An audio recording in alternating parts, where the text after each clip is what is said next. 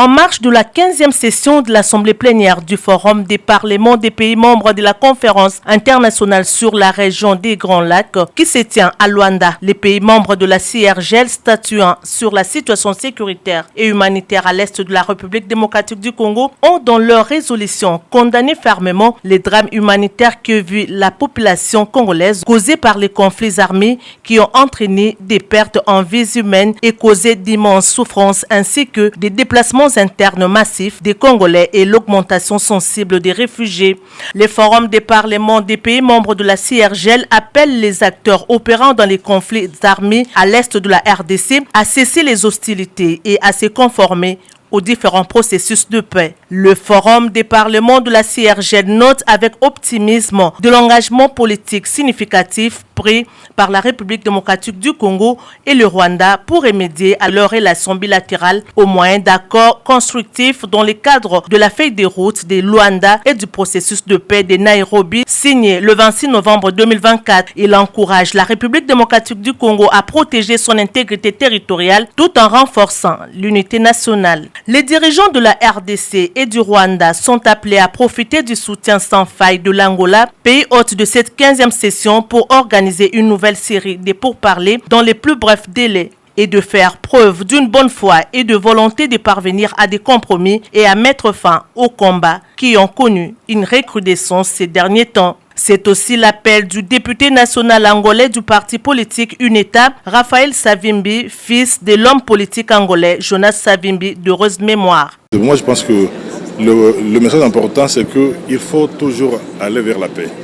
Et quelle que soit la situation, quels que soient les conflits, mais il faut toujours trouver un moyen d'entendre, il faut s'asseoir et il faut surtout trouver un moyen d'intégrer les gens, mais surtout éviter le conflit. Voilà. Nous, par exemple, en Angola, on a eu un conflit long de près de 27 années de guerre. Et vous savez, aujourd'hui, nous sommes ici. Et malgré nos différences politiques, c'est vrai, mais nous sommes ensemble, nous discutons nos différences.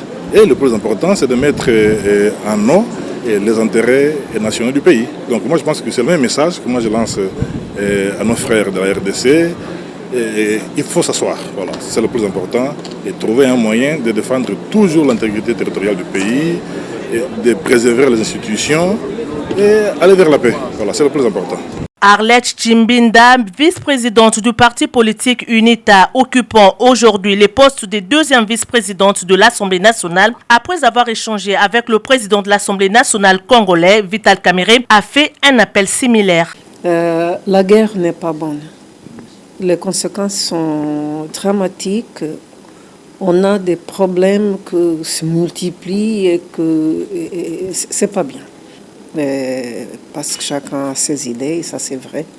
Mais il faut voir que ce qui nous divise n'est pas très important. Normalement, ce qui nous unit, c'est beaucoup plus important. Et dans la tradition africaine, on parle, on discute et on trouve une entente. Donc je souhaite de tout mon cœur que le peuple congolais se retrouve et que tout ce qui divise le peuple puisse être résolu. Et même avec les voisins aussi, on peut toujours parler et on peut toujours trouver un chemin. Et c'est l'entente que peut nous permettre le développement.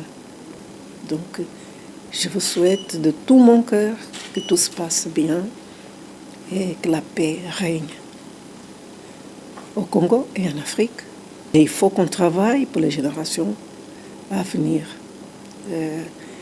On ne peut pas continuer comme ça.